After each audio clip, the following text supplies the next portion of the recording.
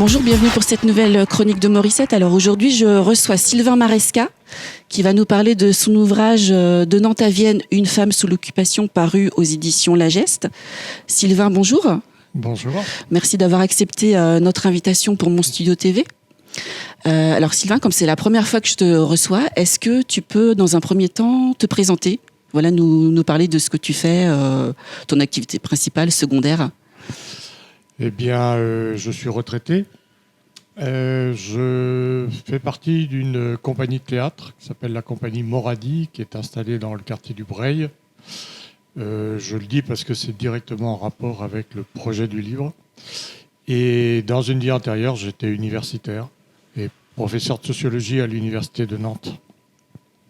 Sur le livre lui-même, en fait, cette compagnie, elle a lancé en 2020 un projet qui s'appelait Romance européenne au pluriel, et dont l'objectif c'était de voir quelle était la place de l'Europe et de l'imaginaire européen dans la vie des gens.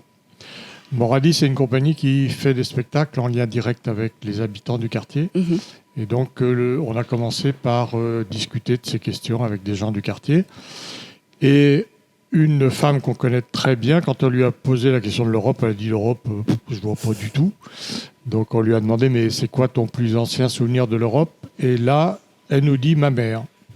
C'était assez surprenant comme réponse. On lui demande un peu plus et elle nous livre un tout petit récit qui était le suivant. Sa mère avait été requise pour le STO, le service du travail obligatoire, en Allemagne pendant la guerre. Et elle était morte à Vienne le 1er janvier 1944. Bon, elle ne savait rien de plus. C'était une histoire complètement taboue dans sa famille. Et ça s'arrêtait là. Et en fait, moi, ça a fait tilt, cette histoire, parce que je savais que mon père avait fait le STO. Et il n'en avait jamais parlé non plus, ce qui est très fréquent dans cette génération. Et donc, il y a eu un déclic à ce moment-là. Et je me suis dit, bon, ben voilà, c'est l'opportunité de chercher ce que mon père a fait pendant la guerre et de partir à la découverte de cette femme dont on ne savait rien. Voilà, c'est ça le point de départ du livre, quoi. D'accord. Alors, je précise qu'on se trouve aujourd'hui aux archives départementales. Voilà, c'est forcément un lieu que tu as fréquenté pour mener toute cette enquête. Qu'est-ce que tu as donc découvert de la vie d'Yvette Paré? Donc, quelqu'un dont on ne savait rien, quelqu'un de milieu très populaire. Effectivement, il a fallu, faute de témoins vivants encore là, il a bien fallu en passer par les documents qui sont conservés dans plein d'endroits différents. Et en fait, on se rend compte, avec un certain étonnement, que des gens comme ça qui n'ont laissé aucune trace dans leur propre famille, il y a beaucoup de traces dans les services administratifs, que ce soit la police, l'hôpital, et du coup, dans des lieux comme les archives ici, j'ai trouvé pas mal de... Alors, j'ai trouvé beaucoup d'informations sur le contexte, parce que ça faisait partie d'une réalité que je ne connaissais pas particulièrement. Qu'est-ce qui s'était passé pendant la guerre? Et est-ce que des femmes étaient réellement parties travailler pour l'occupant pendant cette période? Et puis aussi, à force de compulser énormément de documents sur des listes de recherche par la police, on trouve un nom et paf, on voit son nom qui apparaît. Ça fait partie des moments vraiment où on est remercié du travail qu'on a pu faire. Donc voilà, j'ai pu trouver des documents qui montrent qu'elle a été malade. Les recensements font apparaître à quel endroit elle habitait. Enfin, on peut jalonner comme ça des éléments assez simples de la vie. Le côté vraiment le nœud de la question, à savoir pourquoi est-ce qu'elle est partie travailler là-bas, ça reste quand même assez mystérieux, quoi. Alors, c'est pas un roman, hein, c'est ton travail d'enquête en fait que tu relates. Oui. Il met en exergue un pan de l'histoire peut-être qu'on méconnaît, peut-être qu'on avait un petit peu oublié au fond de notre mémoire. Est-ce que tu peux nous expliquer la différence entre le STO et ces femmes qui ont été réquisitionnées pour aller travailler outre-Rhin pour compenser en fait l'absence des hommes qui eux étaient partis sur le front. Cette réquisition que tu appelles aussi la relève en fait dans le livre. Est-ce que tu peux nous expliquer la différence ? Alors au départ, donc, on est parti sur une fausse piste, à savoir qu'elle aurait été envoyée au STO. Bon. Donc un des premiers pans du travail, ça a été de lire tout ce que les historiens ont fait sur... et j'allais pas m'improviser historien de la période.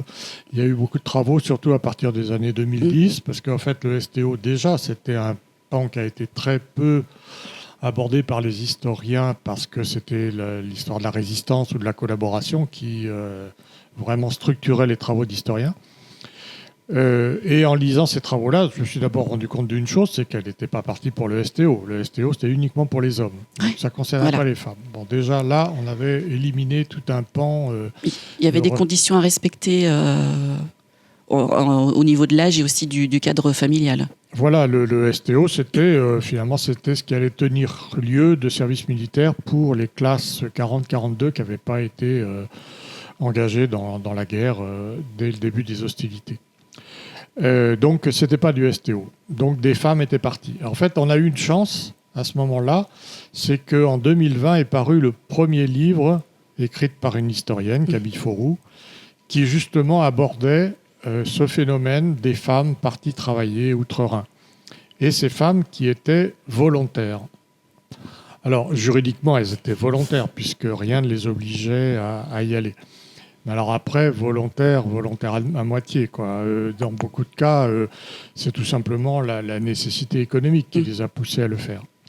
Mais du coup, effectivement, Yvette, c'est son nom, Yvette Paré, c'est une des figures de ces quand même 80 000 femmes, c'est pas un phénomène minoritaire, 80 000 femmes qui sont parties en Allemagne au sens large, donc l'Autriche en faisait partie évidemment, pour travailler pendant la guerre. Et tout ça, ça fait partie de ce que Vichy a essayé de mettre en place pour pousser les Français à aller effectivement remplacer les hommes allemands qui étaient partis sur le front russe. Et donc, ils ont d'abord essayé de le faire d'une manière volontaire. Et la relève, qui est à partir de l'automne 1942, c'est un système où on faisait miroiter que les ouvriers ou ouvrières spécialisées françaises qui partiraient, pour 3 ouvriers ou ouvrières, un soldat prisonnier en Allemagne reviendrait. Ça a d'ailleurs été une espèce de système tout à fait pervers qui faisait que la question s'infiltrait à l'intérieur des familles, puisque les parents disaient à leurs enfants « mais vas-y si tu veux que ton frère rentre » ou la mère disait à ses enfants « vas-y si tu veux que ton père rentre ». Et le père ne rentrait pas, les quotas n'ont jamais été respectés par les Allemands. Ce système a très mal marché, si bien que les Allemands faisant pression de manière extrêmement forte, Vichy a fini par instaurer le service du travail obligatoire, où là, il n'était plus du tout question de volontariat, mais il fallait y aller impérativement, pas moyen de s'y échapper. Et donc voilà, les femmes, elles sont dans cette espèce de moyen terme où on essaye de satisfaire les demandes de l'occupant sur le mode du volontariat. En fait, avant juste l'instauration du STO, il y a eu de plus en plus d'exemples dans lesquels on a forcé les gens à partir. Par exemple, les Allemands disaient, bon ben voilà, dans cette entreprise, vous me donnez 100 ouvriers pour la semaine prochaine, puis terminé, quoi. Et donc les gens, ils étaient obligés de partir. Ils étaient formellement volontaires, ils signaient un contrat de volontaire, mais personne ne leur avait demandé leur avis. Et pour certaines femmes, ça a été aussi le cas, quoi. On apprend également que ces réquisitions, à leur retour de ces femmes, en fait, en France, va avoir des répercussions sur leur vie familiale. C'est un peu un sujet tabou. Elles n'en parlent pas parce qu'elles ont honte, et il y a aussi une certaine pression familiale qui va avoir des répercussions sur les générations futures. C'est un peu le cas de Annick, justement. Alors oui, quand elles rentrent en France, elles comprennent très vite qu'elles sont du mauvais côté de la barrière et du très mauvais côté de la barrière. C'est-à-dire déjà les hommes qui rentrent du STO comprennent que bon, ils ont beau faire valoir qu'ils ont été forcés de partir, par rapport aux résistants glorieux qui paradent dans les rues, ça le fait pas quoi. Donc déjà les STO ils en parleront pas, quasiment pas. C'est quelqu'un de mon père, il a jamais rien dit sur cette histoire. Mais alors les femmes volontaires qui étaient explicitement volontaires, alors là pour le coup elles passaient pour des collabos, c'est évident. Voilà. Certaines ont été tondues en rentrant. Il y a d'ailleurs un passage très intéressant dans La douleur de Marguerite Duras, où elle, qui pourtant était une femme de la résistance et qui allait tous les jours à la gare d'Orsay voir si son mari était rentré des camps, elle voit comment on traite ces femmes et ça la choque profondément, quoi. C'est vraiment, on les traitait pire que tout. Donc ce qu'elles ont compris, c'est qu'il valait mieux pas en parler du tout. Et dans le même temps d'ailleurs, ce qui est frappant, c'est qu'elles ne sont pas poursuivies, ou très peu. Il y a eu très peu de procès contre elles. Et la plupart ont donné lieu à des non-lieux parce que les tribunaux ont jugé que la plupart avaient agi en état de nécessité. C'est-à-dire qu'en fait, elles n'avaient pas tellement de choix de faire autre chose. Et du coup, il y a eu une sorte comme ça de marché qui s'est passé entre l'État et ces femmes. On dit rien, vous dites rien. Et ça s'est enfoui dans l'histoire familiale. Et c'est vrai que ça fait partie pour beaucoup de familles du passé honteux de ces femmes, qui après ont fait leur vie, etc., mais qui ont enfoui cette histoire très très profondément. Donc dans le cas d'Annick, qui est la fille d'Yvette, il y a cet aspect-là qui a joué, mais en fait, moi je me suis rendu compte que c'était une famille complètement dysfonctionnelle depuis le début, et que cette femme a toujours été, dès sa jeunesse, traitée comme une femme incontrôlable, qui ne faisait pas ce qu'on attendait d'elle. Et donc, la suite de l'histoire tragique n'a fait qu'accentuer. Bon, elle était... on ne voulait pas savoir ce qu'elle avait fait. Elle en était morte, qu'on n'en parle plus. Voilà.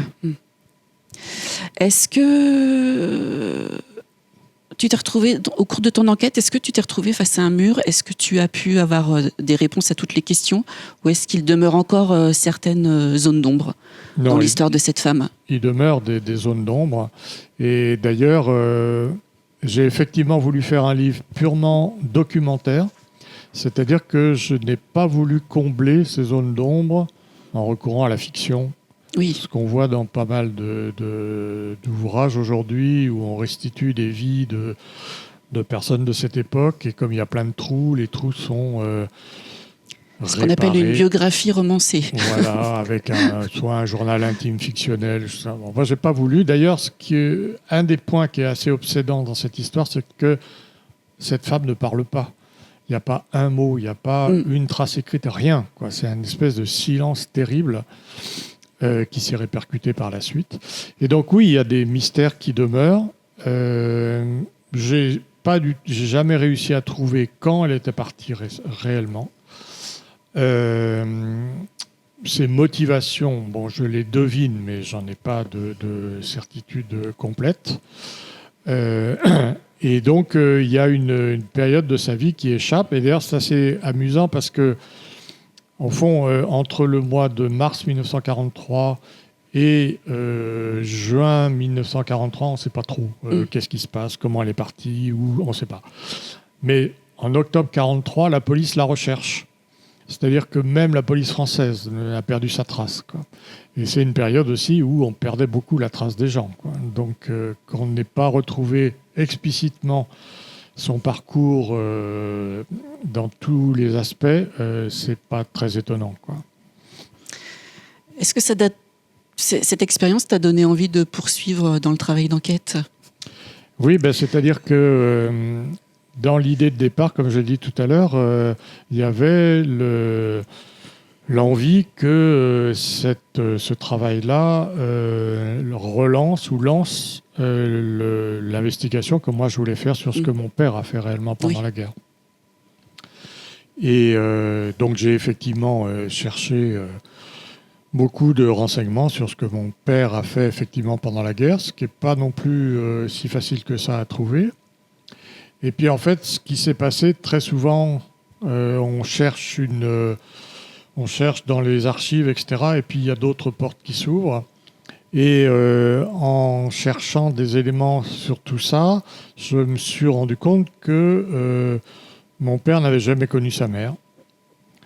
Et ça a enclenché une autre histoire qui est celle de ma grand-mère, rechercher qui était ma grand-mère et pourquoi elle avait disparu, pourquoi elle n'avait pas élevé son fils, etc. etc. Donc ça, c'est l'histoire sur laquelle je suis actuellement, qui fera, j'espère, un deuxième livre. Oui. Eh bien, écoute, on attend ça avec impatience. C'est toi qui fais le plus gros du travail. Voilà. Nous, on reçoit. Écoute, je te remercie beaucoup, Sylvain, d'avoir accepté de répondre à mes questions. Donc, je remontre ton livre. Donc, si vous aimez Nantes, l'histoire, la période de la Seconde Guerre mondiale, le destin d'une femme ou des femmes aussi. Voilà, de Nantes à Vienne, une femme sous l'occupation, aux éditions La Geste. Voilà, merci beaucoup, Sylvain. Merci à toi.